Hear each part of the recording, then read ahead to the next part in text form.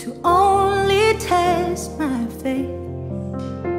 What I've learned about your favor, your mercy and your grace, is they go on forever. They're sufficient for today. When I'm worried about tomorrow, I won't be overwhelmed, and the burdens that I've carried, I will choose to lay them down. 'Cause what I've learned about your favor, your mercy and your grace, is they go on forever. They're sufficient for today. And hallelujah, hallelujah, hallelujah. They're sufficient for today. And hallelujah, hallelujah, hallelujah. They're sufficient for today. In the joy and in the sorrow, I find you just the same. And behind my darkest mornings, there's a peace I can't explain. Oh, I'm so grateful for your favor, your mercy and your grace, 'cause they go on forever. They're sufficient for today. And hallelujah, hallelujah, hallelujah. They're sufficient for today. Hallelujah, hallelujah, hallelujah. They're sufficient for today. One day I'll finally see you, and my faith will be my sight, and all my present suffering will be gone and left behind. I'll be standing in your favor, your mercy and your grace, 'cause they go on forever. They'll still go on forever. Oh, they'll still go on forever. Oh, glory to your name. Hallelujah, hallelujah, hallelujah. Oh, glory to your name. Hallelujah, hallelujah, hallelujah. Oh, glory to your name. Hallelujah, hallelujah, hallelujah. They're sufficient for today. And hallelujah, hallelujah, hallelujah. They're sufficient for today.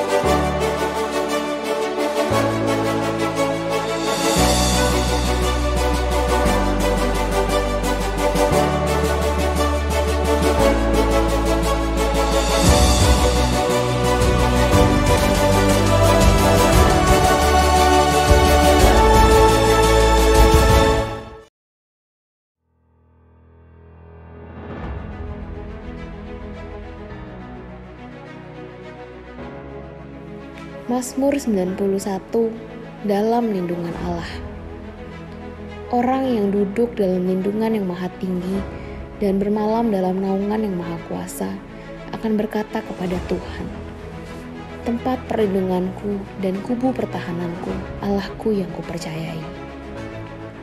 Sungguh Dialah yang akan melepaskan engkau dari jerat perangkap burung, dari penyakit sampar yang busuk. Dengan kepaknya Ia akan melindungi engkau. Di bawah sayapnya engkau akan berlindung. Kesetiaannya ialah perisai dan pagar tembok. Engkau tak usah takut terhadap kedahsyatan malam, terhadap panah yang terbang di waktu siang, terhadap penyakit sampar yang berjalan di dalam gelap, terhadap penyakit menular yang mengamuk di waktu petang. Walau 1.000 orang rebah di sisimu dan 10.000 di sebelah kananmu, tetapi itu tidak akan menimpamu. Engkau hanya menontonnya dengan matamu sendiri dan melihat pembalasan terhadap orang-orang fasik. Sebab Tuhan ialah tempat perlindunganmu, yang maha tinggi telah kau buat tempat perteduhanmu. Malapetaka tidak akan menimpa kamu, dan tulah tidak akan mendekat kepada kemahmu. Sebab malaikat-malaikatnya akan diperintahkannya kepadamu untuk menjaga engkau di segala jalanmu. Mereka akan menata engkau di atas tangannya, supaya kakimu jangan terantuk kepada batu. Singa dan ular tedung akan kau langkahi. Engkau akan menginjak anak singa dan ular naga. Sungguh, hatinya melekat kepadaku, maka aku akan meluputkannya. Aku akan membentenginya, sebab ia mengenal namaku. Bila ia berseru kepadaku, aku akan menjawab. Aku akan menyertai dia dalam kesesakan. Aku akan meluputkannya dan memuliakannya. Dengan panjang umur akan kukenyangkan dia, dan akan kuperlihatkan kepadanya keselamatan daripadaku.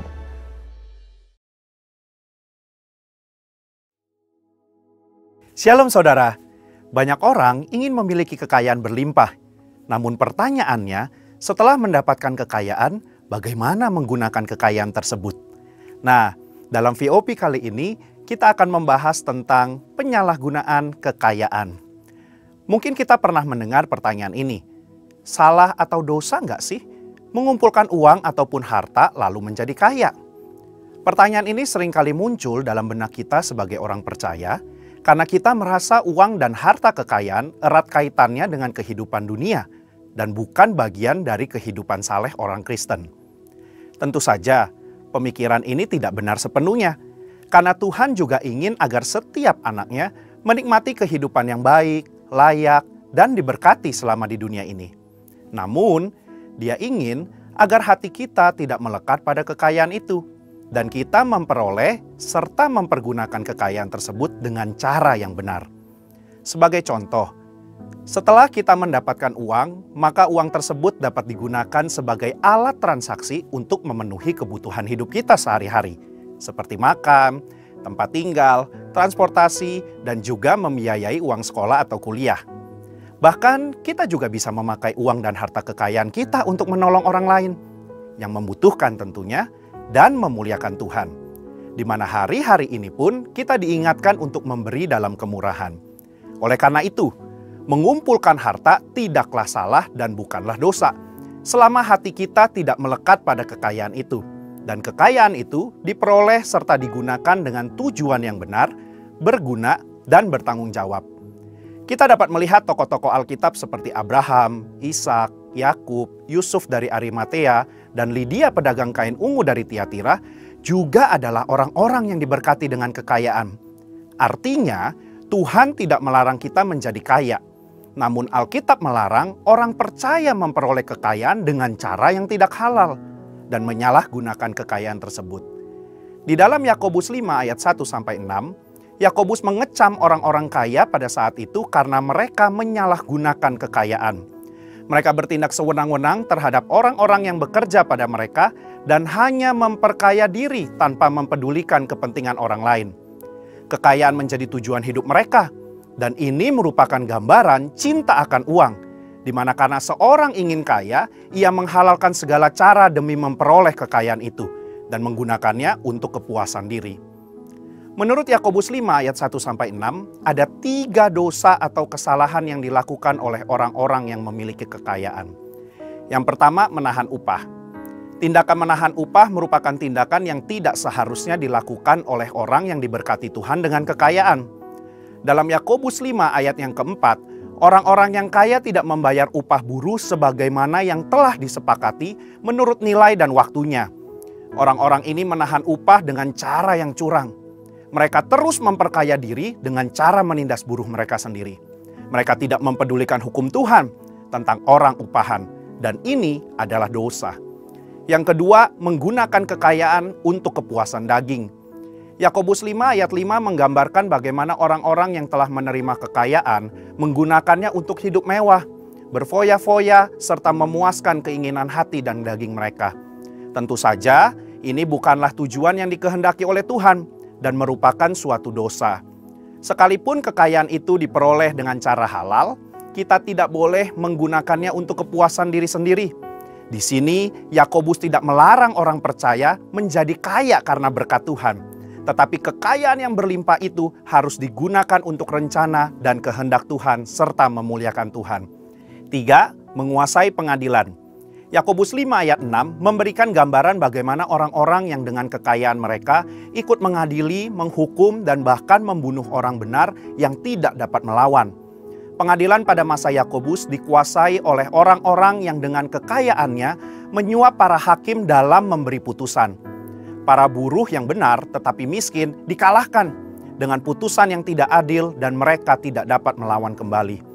Selanjutnya dalam Yakobus 5 ayat 1-3 terdapat konsekuensi bagi orang-orang yang mempergunakan kekayaan dengan cara yang tidak benar.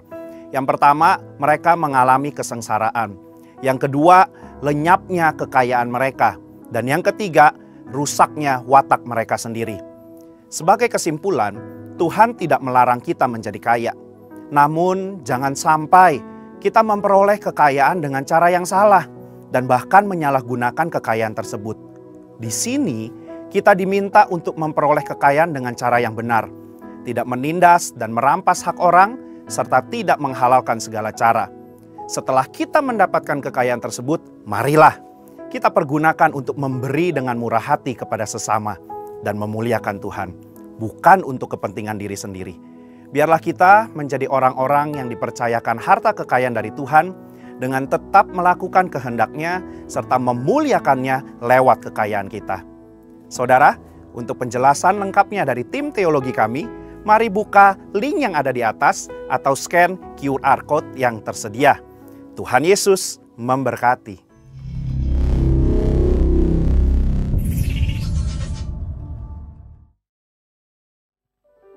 Baik, terpuji nama Tuhan.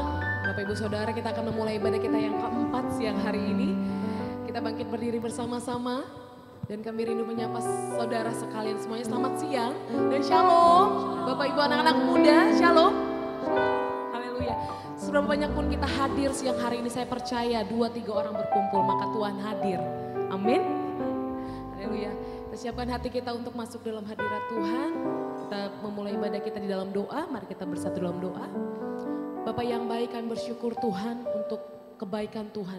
Di minggu-minggu yang kami telah lewati bersama-sama dengan-Mu. Sampai dengan siang ini Tuhan, kami boleh bersama-sama berkumpul di tempat ini. Kami boleh bersama-sama beribadah. Kami boleh sehat, kami diberkati, kami bersuka cita. Kami akui semua karena kebaikan dan anugerah Tuhan. Oleh sebab itu Tuhan, kiranya Tuhan berkenan hadir memenuhi setiap kami yang datang di ibadah keempat. Biar kiranya Tuhan hadirat-Mu memenuhi setiap kami.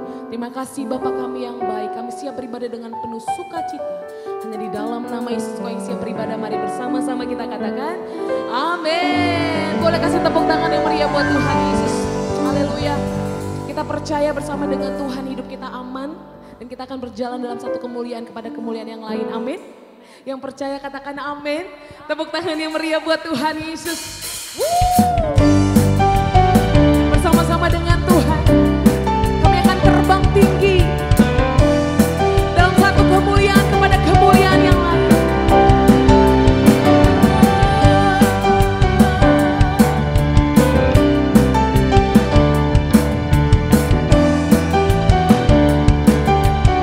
Mari sama-sama angkat pujian ini Bapak Ibu Saudara. Firman-Mu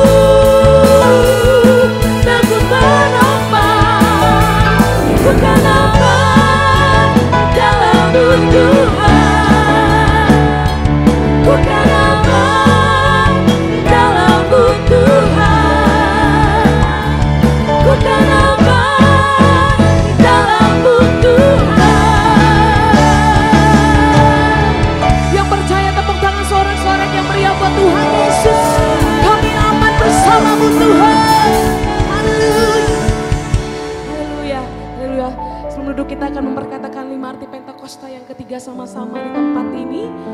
Dari 1, 2, 3. Pentakosta ketiga adalah pencurahan Roh Kudus yang dahsyat di zaman ini melebihi yang terjadi di Azusa Street. Pentakosta ketiga akan mengakibatkan penuaian jiwa yang terbesar dan yang terakhir sebelum Tuhan Yesus datang kembali. Pentakosta ketiga akan membangkitkan generasi Yeremia, yaitu anak-anak muda yang dipenuhi Roh Kudus, cinta mati-matian kepada Tuhan Yesus, tidak kompromi terhadap dosa dan akan bergerak untuk memenangkan jiwa. Pentakosta ketiga lahir di Indonesia dan bergerak ke bangsa-bangsa. Gerakan ini dari timur ke barat dan akan kembali ke Yerusalem. Pentakosta ketiga akan memberikan kuasa untuk menyelesaikan amanat agung dan setelah itu Tuhan Yesus datang kembali. Bolehkah kita kasih tepuk tangan sekali lagi buat Tuhan Yesus? Haleluya, mari silakan duduk kembali saudara. Haleluya. Dan tiba saatnya kita akan berikan persembahan yang pertama. Mari persiapkan persembahan Bapak Ibu Saudara sekalian di tempat ini.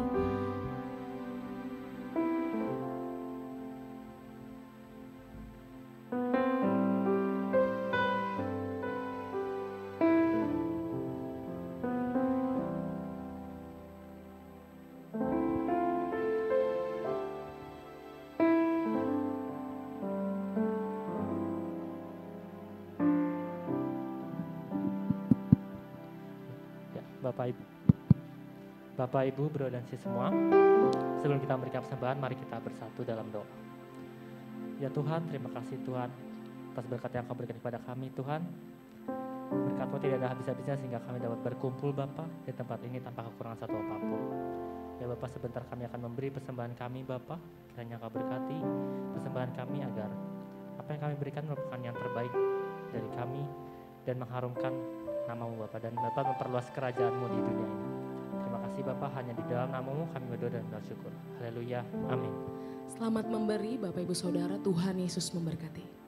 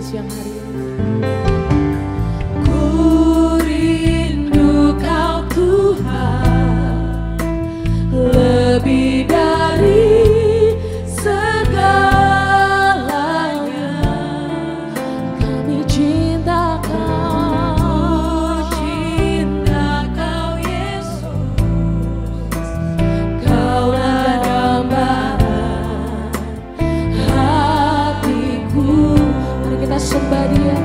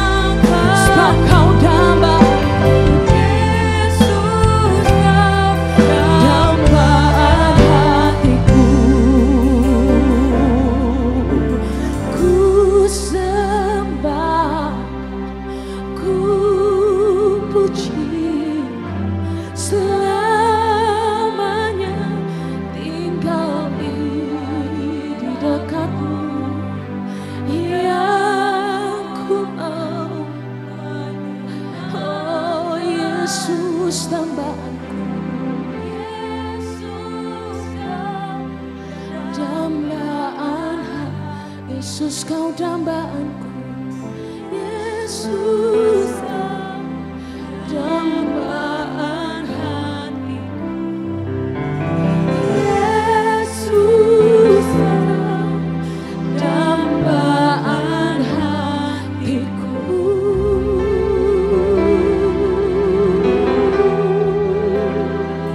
Sekali lagi sembah Dia, mari sekali lagi sembah Dia.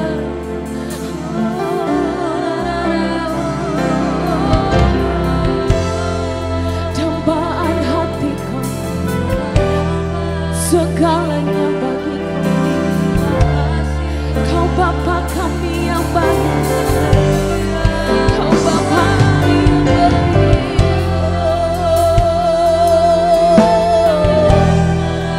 Syarabaya takaramaya syarabaya dalabo.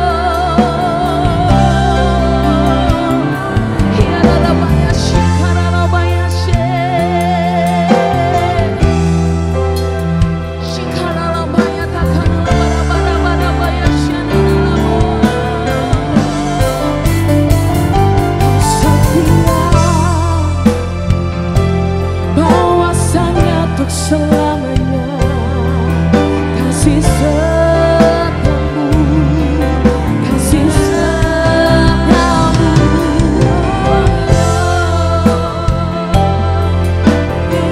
Mari kita nikmati Tuhan di tempat ini, saudara. Diberkatilah Kau Tuhan oleh puji-pujian kami siang ini.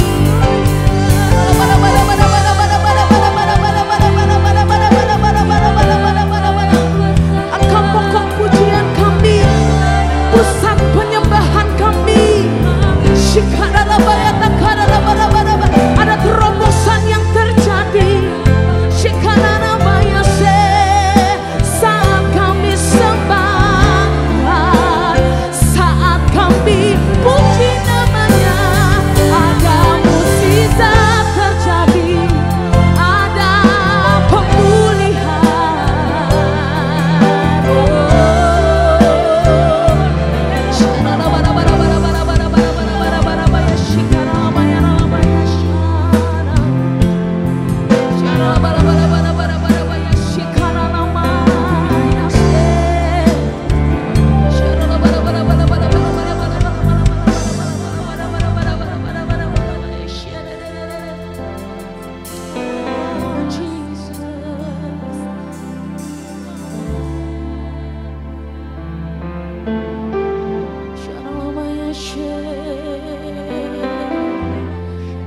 Oh ya Rabbi,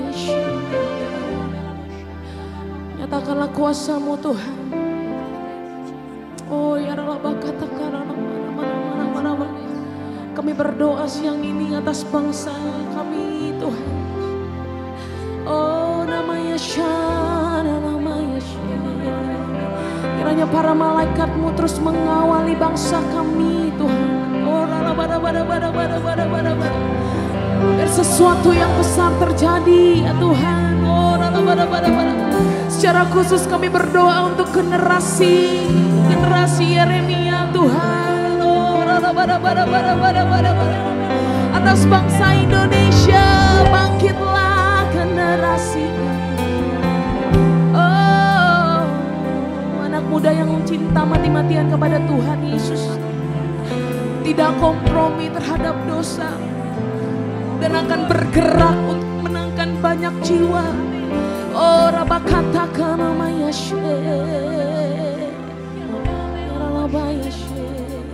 kami senantiasa berdoa Tuhan siang hari ini Tuhan, secara khusus untuk pemilihan calon presiden tahun 2024, persiapan di tahun ini. Tuhan kami butuh pertolongan-Mu. Kiranya Tuhan Yesus terus menyatakan kuasa-Mu Tuhan. Dari hari ini Tuhan sampai nanti saatnya Tuhan, kami akan melihat presiden yang dari Tuhan akan Tuhan pilih dan angkat untuk memimpin bangsa kami. Kami tahu hati-Mu ada di bangsa ini Tuhan. Kiranya Tuhan Roh-Mu yang kudus terus bergerak ya Tuhan. Bergerak atas bangsa ini dari Sabang sampai Merauke ya Tuhan Yesus. Terima kasih Tuhan. Kami serahkan kota kami, kota Bekasi ke dalam tangan Tuhan. Jawa Barat dan sekitarnya ke dalam tangan Tuhan. Biar kiranya pemulihan, multiplikasi Tuhan terjadi ya Tuhan. Pelipat gandaan, penuaian jiwa-jiwa terjadi atas kota ini Tuhan Yesus. Oh Rabba katakan nama kasih karalaba. Terima kasih untuk gerejamu. Terima kasih untuk para pemimpin rohani kami. Kami berdoa untuk Bapak Niko Nyoter Harjo beserta wakilnya. Kami berdoa untuk Bapak Pendeta Samuel Harnadi beserta wakilnya. Kami berdoa untuk koordinator ibadah di tempat ini. Oh Rabba katakan, biar pengurapan yang baru terus turun berlimpah-limpah ya Tuhan. Kau memakai para pemimpin kami untuk boleh memenangkan banyak jiwa-jiwa bagi gerejamu. Di era Pentakosta yang ketiga, kami percaya hari-hari ini telah bergerak ya Tuhan Yesus. Dari bangsa Indonesia ke bangsa-bangsa melalui pemimpin rohani kami. Terima kasih Tuhan, terima kasih untuk pewahyuan, untuk visi yang baru yang Tuhan boleh berikan bagi gereja kami. Terima kasih Tuhan, terima kasih untuk siang ini Tuhan. Terima kasih Bapa kami yang baik, kami serahkan setiap kami di tempat ini. Kami percaya hadirat Tuhan akan mengubahkan, memulihkan, dan mukjizat Tuhan itu akan terjadi Tuhan. Bahkan sudah terjadi bagi setiap kami yang datang siang ini. Rabba katakan nama ya shikaralaba. Kami mau terus sembah Engkau Tuhan Yesus. Oh ralabaya shanarabaya. Mari kita terus sembah Dia, sembah Dia. Shanarabaya ralabaya shanarabaya. Mari kita mulai angkat doa-doa kita saudara. Angkat doa-doamu di hadapan Tuhan. Apa yang menjadi kerinduanmu, mari bilang sama Tuhan.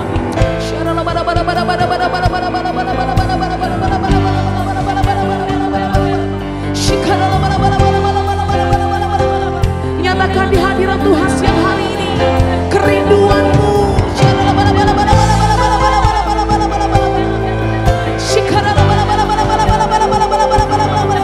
Siap pergumulan. Siang ini Tuhan dengar.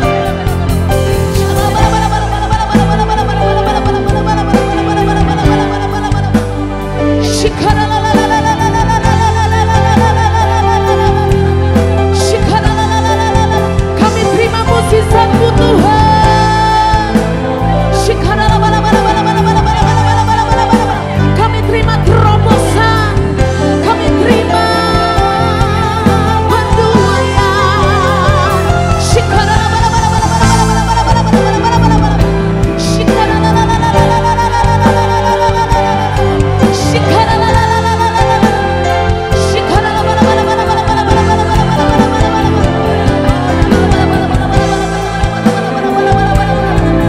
siang ini kami boleh ya Tuhan. Setiap hati yang terluka, setiap kami yang terbelenggu dibebaskan. Oh, ya Rabaya sikana labaya se. Ya Rabaya sikana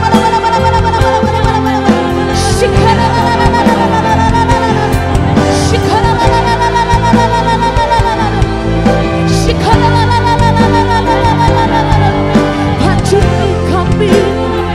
Oh, mari terus saudara. Mari bangun rohmu siang hari ini.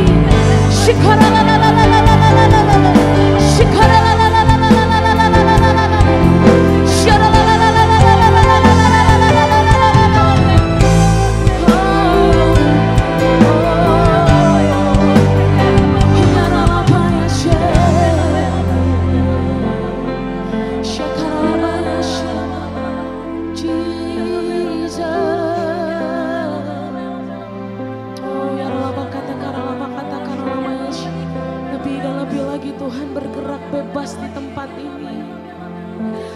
Kami tahu Tuhan hadirat-Mu ada di tempat ini. Oh ya Rabba kasih karena namanya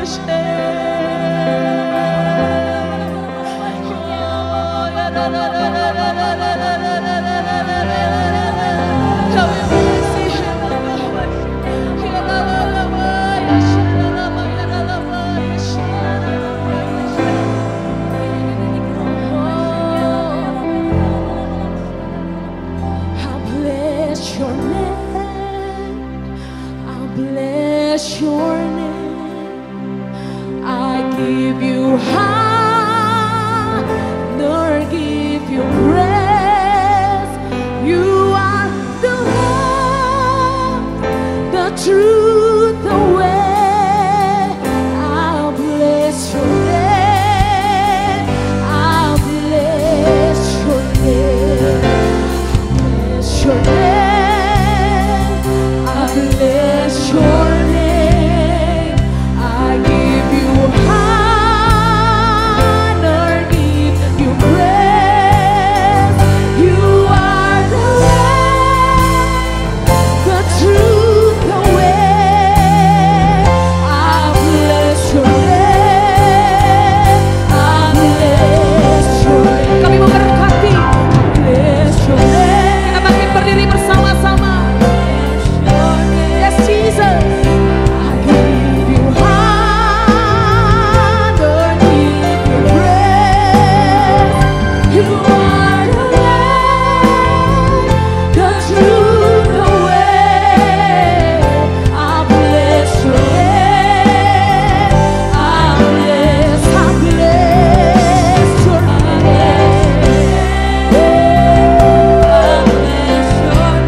I give you honor.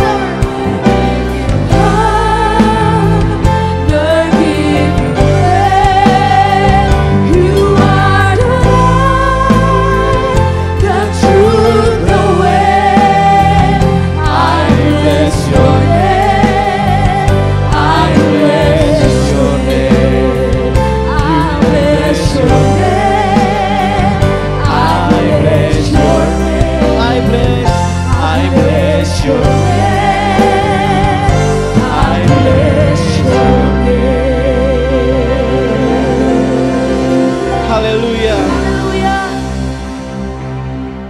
Kami bersyukur Tuhan kalau kami ada sebagaimana kami ada saat ini. Semua karena kasih-Mu. Semua karena anugerah-Mu. Siapa kami di hadapan-Mu Tuhan.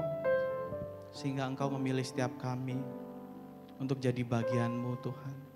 Terima kasih Bapa. Sebentar Tuhan kami mau duduk diam. Mendengarkan kebenaran-Mu, biar kiranya Engkau Roh Kudus bekerja seluas-luasnya di tempat ini. Sebebas-bebasnya menjamah setiap kami, mengubahkan setiap kami, dan memulihkan setiap kami. Terima kasih Tuhan, terima kasih Yesus. Dalam nama Yesus kami sambut firman-Mu. Haleluya. Amin. Puji nama Tuhan, silakan duduk. Kak Joy boleh temenin saya? Puji Tuhan. Shalom. Belum kedengeran. Shalom. Shalom. Berapa banyak yang bersuka cita? Puji Tuhan. Kalau bersuka cita coba dong kasih tepuk tangan yang paling banyak buat Tuhan kita. Wow. Saya melihat kasih Tuhan begitu luar biasa. Amin. Amin. Hari ini saya dikasih tema, dikasih topik mengenai pengorbanan. Karena belum lama kita ngerayain Jumat Agung, terus kita ngerayain Paskah.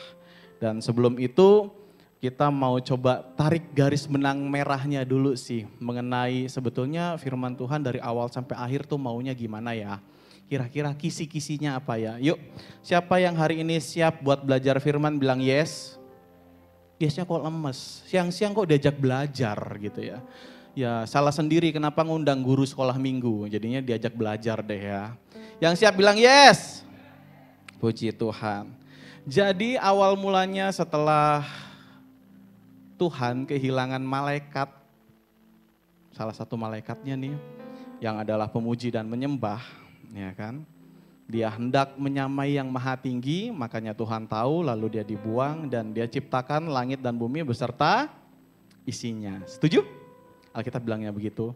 Terus dia ciptakan manusia menurut gambar dan rupa Tuhan. Allah itu sendiri. Lalu apa yang terjadi? Ternyata manusia yang adalah gambarannya jatuh dalam dosa. Makanya kalau kita ada nggak kebetulan punya agama yang namanya Kristen, Kristen itu sangat identik, sangat kental dengan istilah keselamatan. Pokoknya apa-apa tuh kalau Kristen pasti menangnya di situ deh. Tentang keselamatan. Apa sih keselamatan? Kita ngomongin keselamatan, tapi apa itu keselamatan? Kadang-kadang nih ya Bapak Ibu yang dikasih Tuhan, kita di rumah karena orang Indonesia gitu ya, kita punya buku kamus tuh bahasa asing, setuju ya? Tapi kadang-kadang kamus bahasa Indonesia nggak punya. Sekarang sih enak, ada gadget kita bisa lihat nih artinya apa gitu. Zaman dulu nggak ada. Zaman dulu banyak orang ngerti bahasa asing tapi nggak ngerti bahasa Indonesia, sayang banget. Contoh. Ada anak sekolah minggu tanya ke mamanya. Dia tanya gini, "Mah, mulut itu artinya apa ya?" Waduh, mulut artinya apa? Ada yang tahu? Mamanya bingung, dia jawab, "Mulut ya mulut." "Bukan mah, mulut itu artinya apa?" Gitu. Terus dia bingung kan. Sekarang saya tanya Bapak Ibu, siapa yang di sini punya mulut? Kadang-kadang ada lagu pujian, mulutku penuh dengan pujian. Tapi begitu ditanya, mulut itu apa? Bingung kita. Karena nggak tahu artinya gitu. Nah, akhirnya mamanya saking kesel dia jawab begini, mulut, nih mulut gitu ya. Karena kesel sama anaknya pinter gitu. Dia tanya balik, bukan itu bibir. Nah loh, jadi mulut apa artinya gitu kan? Ternyata mulut adalah sebuah rongga yang di dalamnya terdapat gigi dan lidah. Menurut KBBI. Nah sekarang kita mau bahas nih tentang keselamatan dulu nih. Apa sih Kak, kok Kristen ngomonginnya soal selamat. Ya ujung-ujungnya kita perlu ke sana gitu loh. Sekarang nih bagaimana menikmatinya, tapi kalau ujungnya nggak selamat buat apa? Amin. Amin. Ya kan? Karena nggak kebetulan Bapak Ibu ada di tempat ini. Karena di luar sana mungkin banyak yang nggak denger hari ini soal ini. Jadi kalau Bapak Ibu di tempat ini ada di sini, itu tanda kalau Tuhan sayang sama kita. Amin. Walaupun yang di luar sana Tuhan tetap sayang. Gitu. Nah, keselamatan adalah usaha Allah mengembalikan manusia ke rancangan awal. Sebelum jatuh dalam dosa. Karena semua manusia telah jatuh dalam dosa dan kehilangan kemuliaan Allah. Nah, pertanyaannya adalah gini. Adakah di antara kita yang suci hidupnya? Gak ada. Adakah di antara kita yang benar hidupnya? Gak ada. Semuanya berdosa. Lalu gimana Kak supaya kita bisa selamat? Nah, ini dia bedanya Kristen dengan yang lain. Ada sebuah istilah pengorbanan. Nah, kita mau bahas pengorbanan. Awalnya pengorbanan dari kata dasarnya korban. Jadi waktu habis Adam Hawa terus lahir ada anaknya Kain sama Habil. Terus mereka satu bikin ternak, satu bikin pertanian gitu ya. Lalu setelah ada hasilnya mereka ngasih korban. Lalu yang diterima siapa korbannya? Korbannya siapa? Kain atau Habil? Kok kayaknya gak yakin gitu ya. Ini gak dijebak, tenang aja gak dijebak, beneran deh. Beneran. Ada yang guru sekolah minggu? Korbannya Kain atau Habil yang dijawab Tuhan? Habil. Anak saya juga jawab, Habil Pi. Wah. Terus tapinya iseng tanya kan, kenapa Habil Love? Iya soalnya Kain persembahannya buahnya yang busuk-busuk. Lalu, kok buahnya yang busuk-busuk gitu ya? Betul begitu enggak kakak-kakak? Enggak. Kenapa Kain bisa salah lalu Habil bisa benar? Coba kita buka yuk. Kita buka di Ibrani 11. Di sini enak ada screen-nya jadi langsung dibuka aja. Ibrani 11 ayat yang ke-4. Sudah ketemu?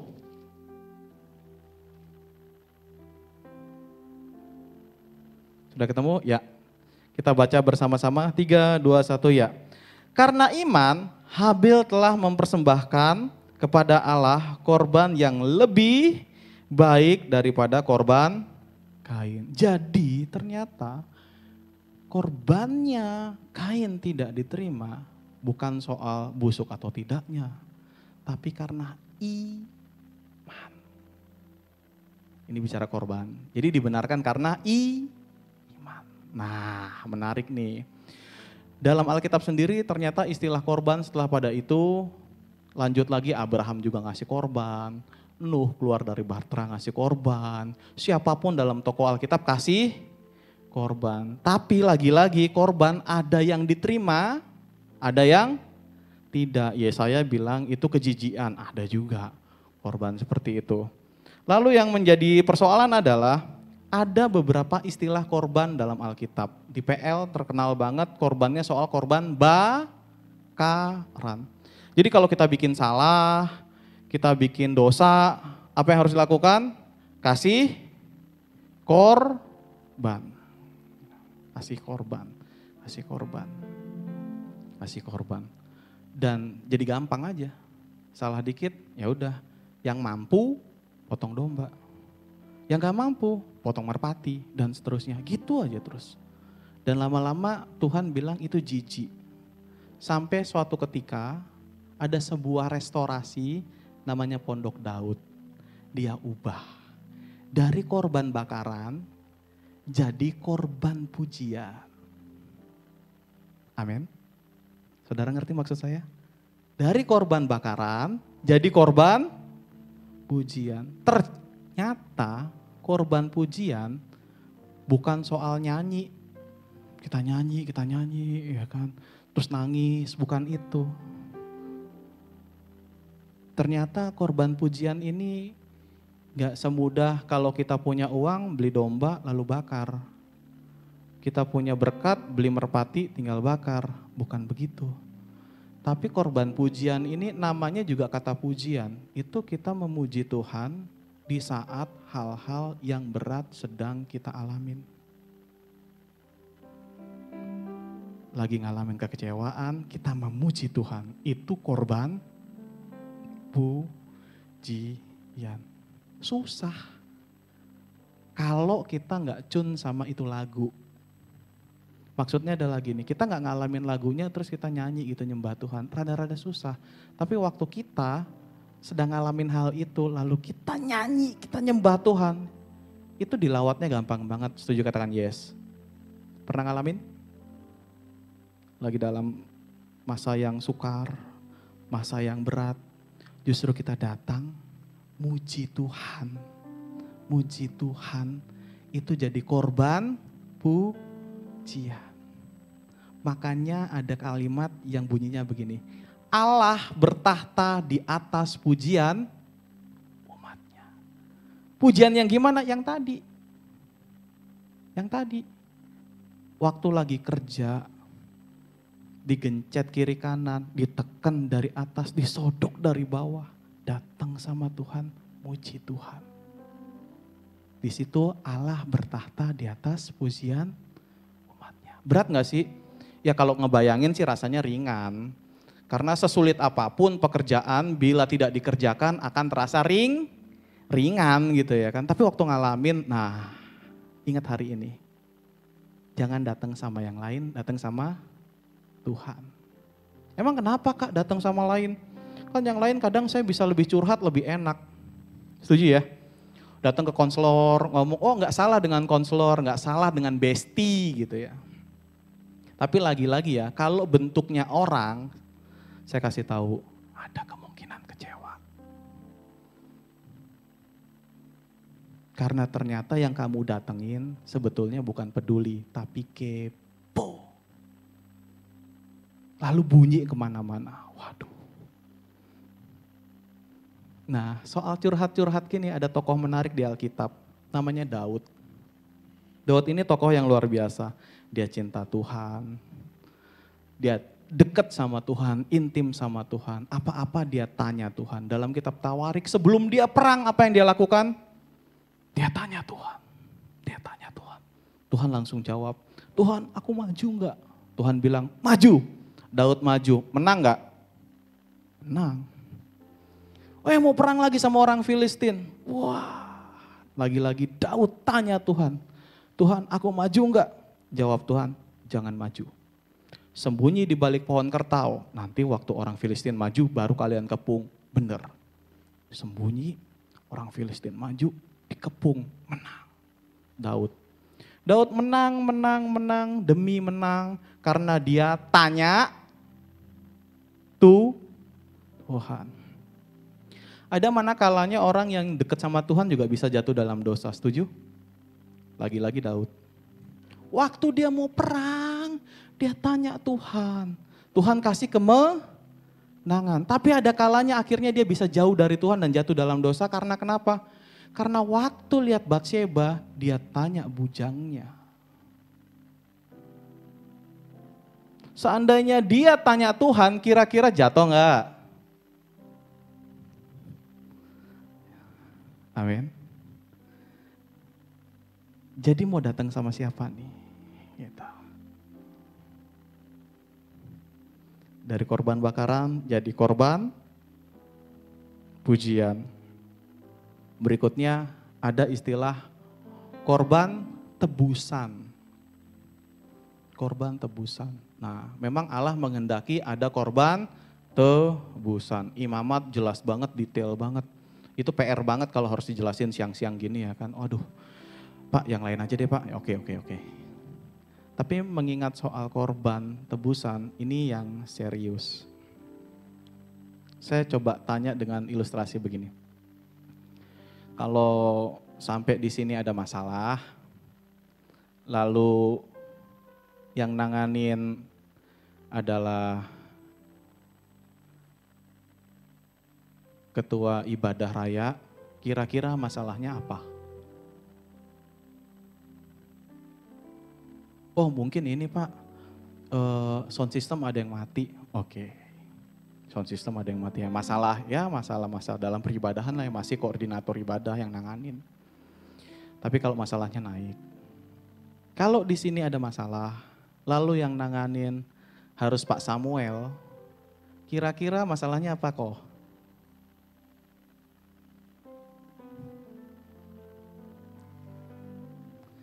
Masalahnya kita mau ini Pak, buka ibadah baru lagi. Wow ya bisa jadi gitu ya. Tapi kalau di sini ada masalah, lalu yang datang nanganin masalahnya udah bukan Pak Samuel. Yang datang nanganin adalah Kapolri. Oh kira-kira masalahnya mungkin gereja ini diancam bom. Betul? Kapolri yang nanganin. Kalau di sini ada masalah yang nanganin Pak Jokowi, kira-kira apa yang terjadi?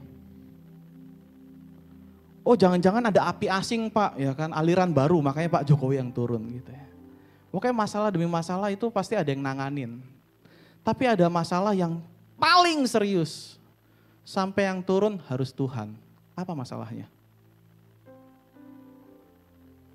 Halo? Halo? Masalahnya cuma 4 huruf. D-O-S-A. Dosa.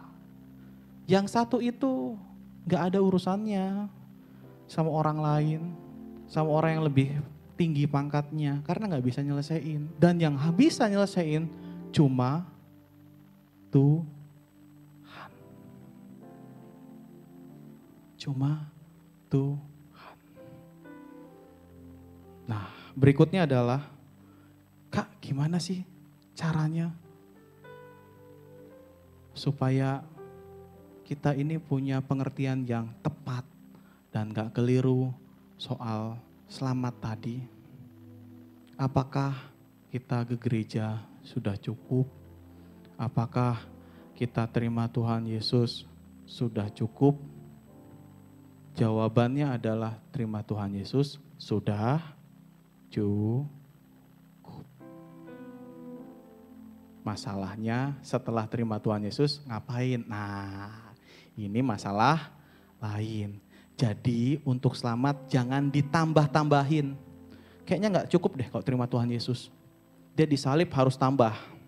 Tambah apa lagi? Ya tambah ini persembahannya yang banyak. Terus tambah ini lagi perbuatannya harus baik. Ya udah dibalik deh. Persembahannya banyak, perbuatannya baik. Tapi gak ada Tuhan Yesusnya. Bisa?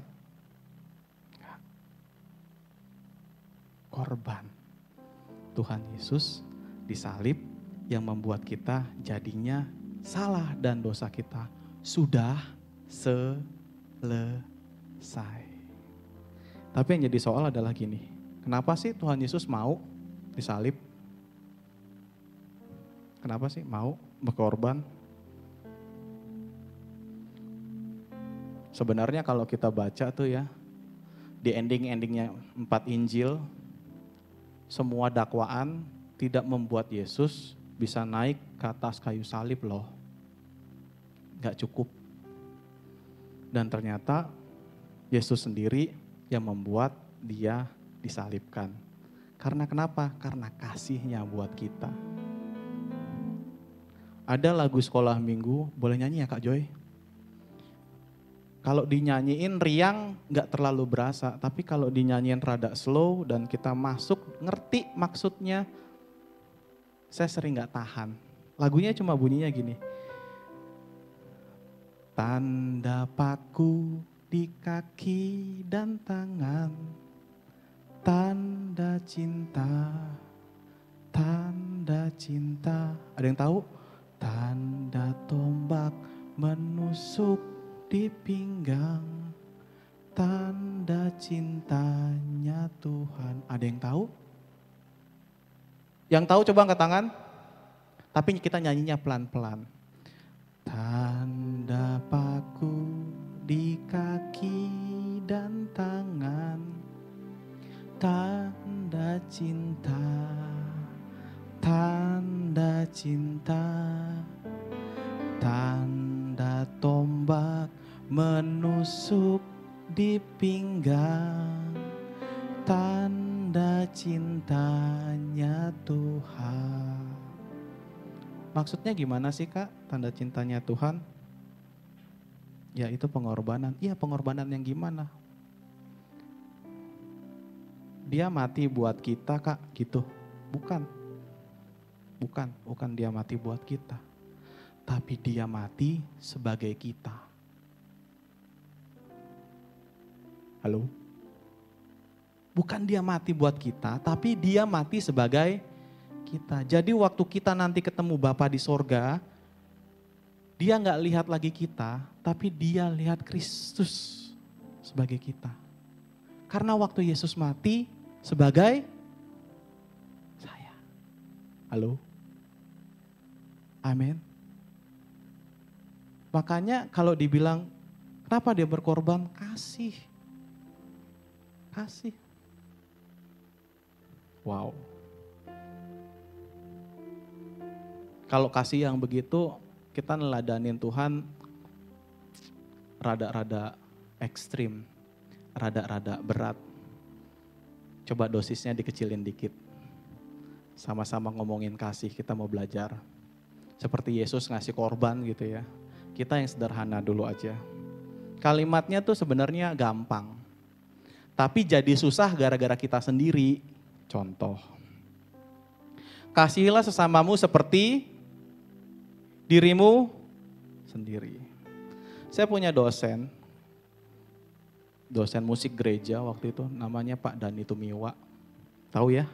Mungkin ada yang tahu, yang senior-senior tahu. Nah kita ada OB di kampus, itu sepatunya mangap. Bapak Ibu tahu nggak mangap? Insolnya udah lepas. Nah karena mangap, dia jalannya jadi diseret. Malu, karena sepatunya mangap. Nah teman-teman yang lain ngetawain dia. Terus Pak Dani nanya, kenapa diketawain? Iya itu sepatunya mangap masih dipakai aja gitu ya kan. Loh, iya kenapa diketawain? Ya abis lucu gitu loh. Loh, orang lagi kesusahan kok diketawain sih? Lalu ditegur yang ngetawain, lalu singkat cerita yang sepatunya rusak dibilang gini, nanti kamu pulang ikut saya ya. Kamu pulang ikut saya. Terus teman-teman yang lain dapat berkat gitu. Nah, dibawalah ke toko sepatu gitu ya. Saya sebut merek nggak apa-apa ya. Mereknya depannya B, belakangnya A. 4 huruf. Ya kan. Habis itu ada huruf A, tengahnya ada T gitu ya, tahu ya. Udah gitu, udah. Habis nyebut langsung nggak boleh kan. Nah, kamu pilih aja yang kamu suka, yang paling nyaman. Udah. Wah si OB senang banget kan. Dia cari sepatu. Wah ini pas nih. Udah? Ukurannya pas? Pas. Oke kita ke kasir. Oke ke kasir. Jalanlah ke kasir. Sampai di kasir, Pak Dani denger dalam hatinya bilang begini. Den, dia ngomong cerita begitu ngomongnya ya. Mau ngapain? Mau bayarin sepatu. Oke. Coba gue mau tanya. Yang lu pakai apa? Hush Puppies. Terus lu mau beliin dia apa? Yang tadi. Oh, jadi begitu ya. Mengasihi sesamamu seperti dirimu sendiri. Terus dia bilang gini. Udah, jangan beli yang ini, kita pindah toko. Ganti. Ukurannya apa? Kasihilah sesamamu seperti dirimu. Makin prestis aja kita, siap-siap dipakai Tuhan. Ayo yang pakai iPhone 14 siap-siap ya jadi berkat ya. Amin. Oh di sini nggak ada Pak, semua menjalankan firman. Oh puji Tuhan, haleluya gitu ya. Khotbah berhasil gitu ya. Dan saya cerita sama istri, cerita yang tadi. Lalu biasa, kalau kayak lebaran begini, kita waktu itu masih tinggal di Medland, di Cilengsi gitu ya. Jadi suka share sama tukang kebon, tukang sampah, tukang satpam, kayak gitu yang jagain gitu ya. Suka beliin bingkisan buat mereka hari raya gitu. Nah, temanya waktu itu adalah sembako. Oke. Ya udah kita di list. Biar cepat bagi 2. Oke. Papi yang apa? Aku yang ini listnya, kamu yang itu. Oke, gitu ya.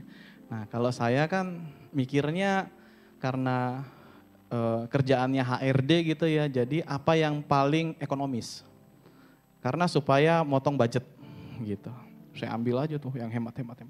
Udah terus kita ketemu lagi tuh. Dalam waktu kapan kita harus ketemu lagi, kita langsung ke kasir gitu biar cepet. Oke, jadi kegiatan belanjanya pakai durasi. Nah, jadi nggak boleh pakai mikir gitu kan. Yang satunya akunting, yang satunya HRD pas. Jadi harus efektif, harus ekonomis gitu kan. Tapi kali itu dia duluan bertobat ketimbang saya gitu ya. Begitu sampai sebelum masuk kasir dia liatin. Pi lu beli apaan? Ini sesuai list. Maksudnya? Ya sesuai list. Contoh, ini minyak goreng, apa yang lo beli? Ya gue beli ini dong. Di rumah lo pakai apa? Gue pakai itulah. Lah ini kan cuma buat dikasih. Oh gitu ya. Lu denger sama ngotbahin pinter ya. Maces pleng. Maksud mami, lu mau bertobat atau mau binasa? Oh ya gue ngerti maksud lu, gue balik lagi. Saya jadi mikir, oh iya ya, gue beli minyak yang 2 kali penyaringan. Oke gue tuker, ampuni saya Tuhan, ampuni saya Tuhan. Tuker lagi. Kasihi sesamamu seperti dirimu sendiri. Gak apa-apa, jangan malu bertobat. Daripada kita pertahanin dosa. Amin. Saya ngomong begini juga bukan gak tau malu ya, tapi kalau saya bisa dijamah dan berubah, saya percaya setiap kita juga bisa dijamah dan berubah. Amin. Jadi kalau gitu boleh gak tadi kayak Pastor Leonardo, info soal kekayaan, ya, itu adik kelas saya waktu sekolah di The Way. Gitu ya. Dia bilang boleh, oh ya boleh, tapi ditambahin yang hari ini, siap-siap jadi berkat. Ukurannya bukan orang lain, ukurannya kita. Jadi yang teman-teman pemusik gitu ya, yang seneng kiblatnya ke Amerika gitu ya, Fender, Gibson, oh nggak apa-apa puji Tuhan gitu ya, siap-siap waktu jadi berkat. Gitu kan, berarti sudah Tuhan kuatkan juga imannya gitu. Nah itu yang namanya korban. Amin. Kok nyelekit sih Pak? Enggak. Ya kan biar impas gitu. Biar impas. Kalau gitu saya harus hidup sederhana. Enggak itu poinnya. Tapi bagaimana yang efektif dan jadi berkat. Setuju katakan amin. Amin. Boleh Pak? Boleh. Pun kalau Tuhan yang suruh, Tuhan yang jamin. Amin. Saya mau tutup dengan sebuah kisah yang kejadian waktu saya baru lulus STM, terus saya kerja jadi buruh di Pulau Gadung, di kawasan industri.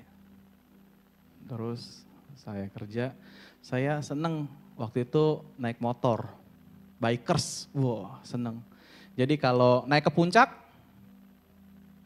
makan Indomie, turun lagi, biasa. Waktu masih muda biasa, sekarang udah mikir gitu ya. Wah bisa dikomplain sana sini ya kan. Dulu naik motor dari Jakarta, nyobain jembatan Suramadu. Surabaya sampai Madura. Wah, naik motor dari Jakarta. Cuma pengen tahu. Seneng banget gitu ya. Nah karena suka berkendara sepeda motor, saya pengen gitu beli helm yang bagus. AGV. Bagus gitu. Pengen beli. Nah coraknya ada yang bagus. Waktu itu harganya 1,2. Gaji UMR saya masih 920.000. Coba bayangin, nekat nggak? Nekat ya, tapi punya iman. Wih, gitu ya. Kebeli nggak? Belum selesai ceritanya. Nah singkatnya, kalau beli langsung nggak cukup, berarti saya harus nabung beberapa bulan supaya saya ada pegangan. Nabung. Tiba-tiba helm yang saya taksir itu ada yang pakai pembalap nomor 46. Terus dia juara. Dari harganya 1,2 jadi harganya 4.600.000. Gara-gara dia menang. Padahal helmnya sama, tapi dipakai juara. Harganya jadi naik. Kebeli enggak? Enggak. Kok enggak? Gak punya iman dong. Bukan, sayang duitnya waktu itu. Kan gitu ya. Kenapa begitu ya? Tapi bayangin. Itu helm di tangan juara. Harganya meningkat. Oke. Coba bayangin kalau hidup kita di tangan Tuhan. Jangan perkara yang di sini sekarang. Yang ujung aja gak bakal binasa. Amin. Apalagi yang sekarang. Tapi Pak, saya lagi ngalamin masalah yang berat. Oke, masalah yang berat. Apa masalahnya? Saya mau tanya dulu. Sebelumnya siapa di sini pernah ngalamin masalah yang berat tapi lewat? Atau enggak? Itu teman-teman. Saya masih nonton. Oke, percaya deh. Bentar lagi lewat. Dan cuma begitu doang. Setuju? Setuju? Tuhan yang sama gak berubah. Dulu, sekarang, selamanya. Tapi berat banget Pak. Saya habis kalah trading nih. Main slot. Salah sendiri. Apakah saya bisa dipulihkan? Kenapa enggak? Saya kena tipu Pak. Ya udah. Apa yang harus dilakukan? Ampuni. Loh kok ampuni Pak? Ya ampuni, memang ampuni gitu loh. Mau gimana lagi? Amin. Pak ngomong gampang Pak, tapi kan berat Pak. Iya. Masalahnya ada satu hal yang kita harus tahu, Bapak Ibu. Kita diselamatkan karena pengorbanan Tuhan, tapi digagalkan waktu kita nggak ngampunin. Kita bakal selamat nih di ujung kehidupan kita, tapi bisa gagal ketika kita tidak ngampun. Jelas ya? Kenapa harus ngampunin? Supaya kita diampuni, itu baru fair. Itu baru fair. Berapa banyak mau hidup di dalam Tuhan? Setia sampai akhir, terima pengorbanannya. Kita rindu untuk jadi berkat, mau juga berkorban seperti Kristus. Dan yang pasti, jangan kesandung cuma soal pengampunan. Lalu kita gagal terima pengampunan cuma gara-gara kita gak mau ngampunin. Pak, terlalu sakit. Oke, dibanding binasa yang kekal, mana lebih sakit?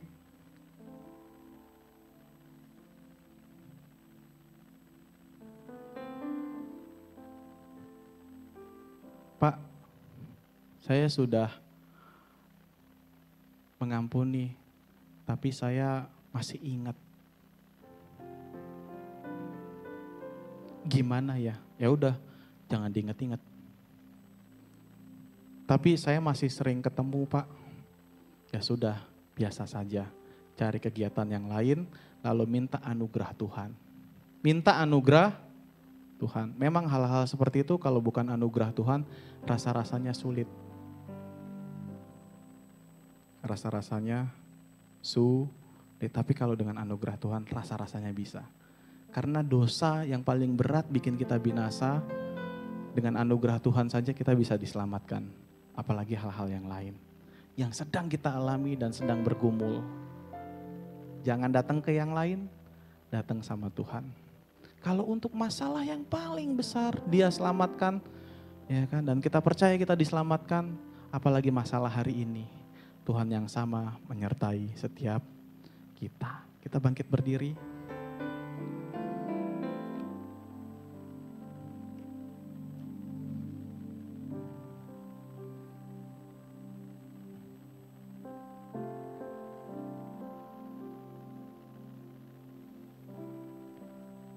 Ku berikan hatiku dan jiwaku,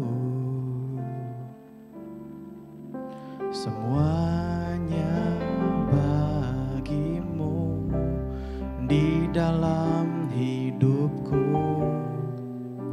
di setiap waktu. Nyatakan jalanmu, ku berikan hatiku dan jiwaku, semuanya bagimu di dalam hidupku, di setiap waktu. Nyatakan jalanmu, ku berikan hatiku dan jiwaku, Jesus. Semuanya bagimu di dalam hidupku, di setiap waktu. Nyatakan jalanmu, ku berikan hatiku, yes, dan jiwaku, semuanya bagimu di dalam hidupku, di setiap waktu.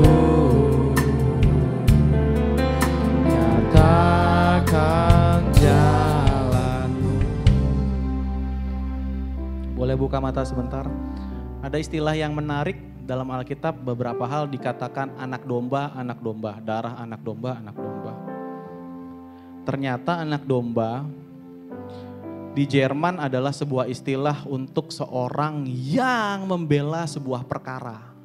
Tapi berbeda kayak pengacara atau lawyer di Indonesia. Kalau di Indonesia kan ya udah menang kalah dia dibayar gitu ya. Nah kalau istilah anak domba di Jerman ini enggak gitu. Istilahnya adalah gini. Kalau menang, anak domba bebas. Kalau kalah, jaminannya adalah anak domba itu. Jadi nggak banyak orang mau jadi anak domba, lihat-lihat kasusnya dulu. Kalau kasusnya kansnya gede buat menang, dia pasti ambil. Tapi yang menarik, kalau kasusnya udah terbukti nih kitanya berdosa, siapa yang mau jadi anak domba?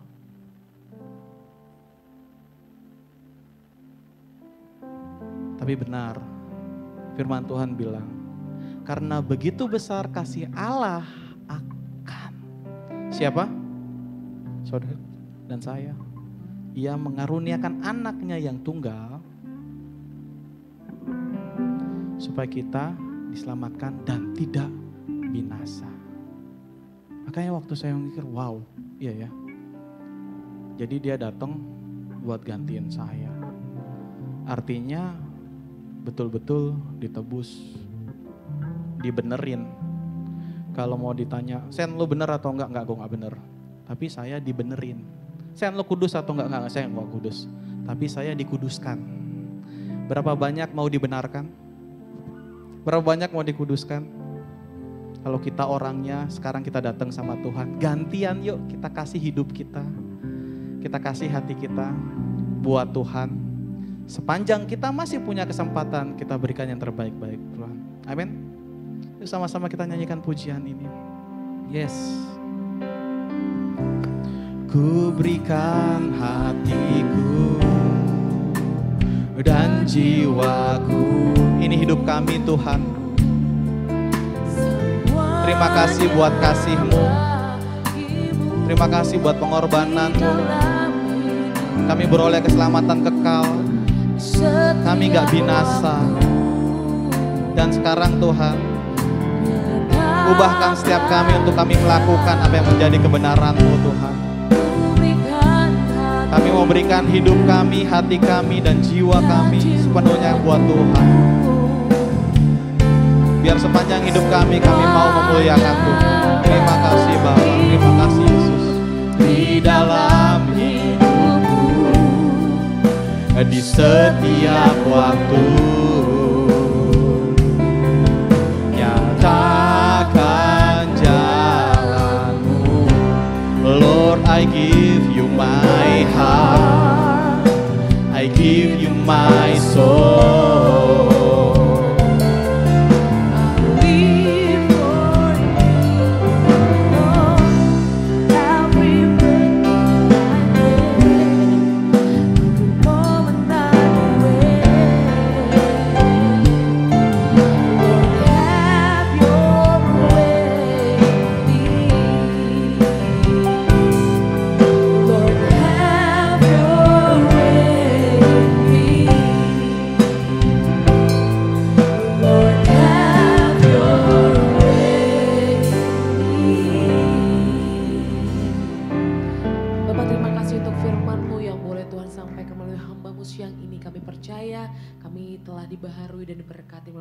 Siang ini. Terima kasih Bapak kami yang baik, hanya di dalam nama Yesus. Haleluya. Amin. Amin. Mari silakan duduk kembali saudara. Dan puji nama Tuhan. Saatnya kita akan mendengarkan beberapa pengumuman sepekan gereja kita di tempat ini. Selamat mendengarkan. Tuhan Yesus memberkati. Shalom Bapak Ibu Jemaat Tuhan. Gembala Jemaat, seluruh pengerja GB Philadelphia Horizon dan Jemaat Tuhan mengucapkan terima kasih kepada hamba Tuhan yang telah memberkati kita semua melalui penyampaian firman Tuhan pada hari ini. Tuhan Yesus memberkati Bapa dan keluarga berlimpah-limpah. Amin. Berikut kami sampaikan beberapa pengumuman. Ibadah Raya Onsite dan live streaming pada hari Minggu 30 April 2023 pada pukul 7, 9, 11, dan 1 siang waktu Indonesia Barat akan dilayani oleh Bapak Pendeta Charlton Anton di Hotel Horizon Bekasi. Ibadah anak Kid for Christ setiap minggu pada pukul 9 pagi waktu Indonesia Barat diadakan di Hotel Horizon Bekasi. Dan ibadah remaja di Lighting in God setiap minggu diadakan pada pukul 11 pagi waktu Indonesia Barat di Hotel Horizon Bekasi. Doa komitmen bersama-sama menghimbau Bapak Ibu Jemaat Tuhan untuk dapat ikut serta dalam doa bersama ini diadakan setiap hari pada pukul 9 malam waktu Indonesia Barat di rumah masing-masing. Doa pagi bersama Bapak Gembala Pendeta Samuel Harnadi diadakan setiap Jumat pada pukul 8 pagi waktu Indonesia Barat di GB Philadelphia Harapan Indah 3 Kota Harapan Indah Bekasi. Azusa PR Tower khusus Rayon 5 diadakan setiap Rabu pada pukul 6 sore waktu Indonesia Barat melalui aplikasi Zoom dengan link yang tertera di layar ini. Informasi link dan password dapat Jemaat Tuhan minta dengan petugas media. Persembahan umum, persembahan khusus, dan perpuluhan, Jemaat Tuhan dapat mentransferkannya ke rekening gereja kita, GB Philadelphia Horizon dengan nomor 5211602962 atas nama Gembala Jemaat Pengerjaan Jemaat Tuhan GB Philadelphia Horizon. Kami mengucapkan terima kasih atas kesetiaan Jemaat Tuhan dalam memberi kepada Tuhan di gereja ini. Kiranya Tuhan Yesus melimpahkan berkat-Nya bagi kita semua. Sekian pengumuman hari ini. Terima kasih atas perhatian Bapak Ibu sekalian. Tuhan Yesus memberkati.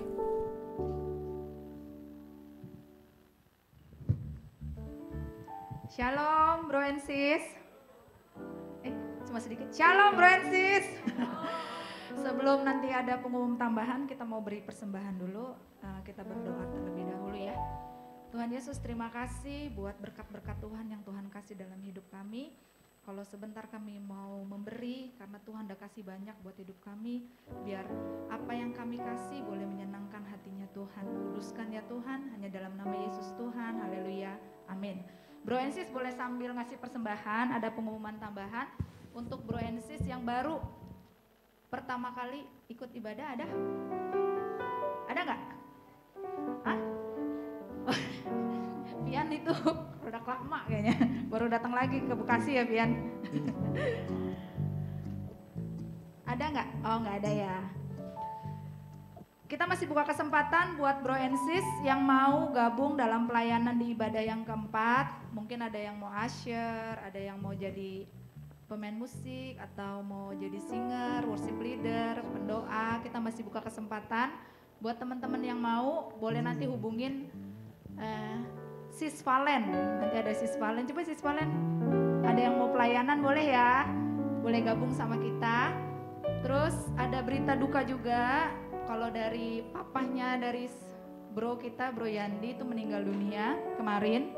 Kalau bro and sis mau ikutan bareng ke rumah duka, boleh bareng sama kita nanti setelah ibadah. Kalau ada yang mau ikut bareng boleh ya. Jangan lupa minggu depan datang lagi, ajak teman-temannya yang lain buat ibadah bareng sama kita. Itu aja sih pengumumannya. Mari kita angkat hati kita.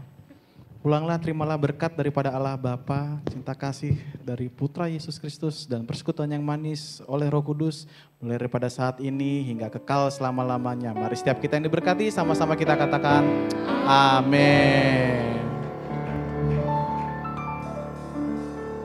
Selamat menikmati berkat-berkat Tuhan saudara. Selamat hari Minggu, Tuhan Yesus memberkati. Shalom.